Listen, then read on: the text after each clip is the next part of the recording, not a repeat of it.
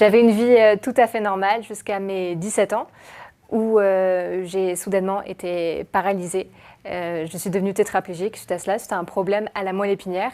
Et après une rééducation qui a duré 2 ans, j'ai commencé à avoir plein d'idées. Et après une expérience dans le milieu associatif, que j'ai énormément apprécié, que ça m'a beaucoup apporté, j'ai voulu passer le cap de l'entrepreneuriat.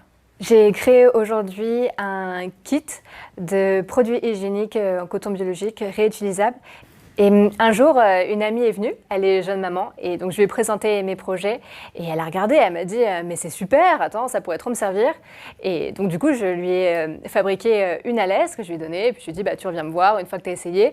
Et puis après, elle est revenue, elle m'a dit « mais attends, t'as pas du tout pensé aux jeunes mamans, aux jeunes parents avec leur bébé, je suis sûre que ça pourrait trop servir, en tout cas moi j'ai adoré, c'est confortable, c'est pratique ». Je pense sincèrement que les petites idées font des grands projets. Et c'est ce que j'ai vécu dans ma vie après tous ces échecs et puis ces réussites. Je peux dire que maintenant, la vie est belle. J'ai découvert les trophées H-Up lorsque je venais juste de terminer l'écriture de mon projet. Puis j'ai beaucoup été séduite par l'idée d'être accompagnée par des professionnels et surtout par la spécificité de l'accompagnement pour les personnes en situation de handicap.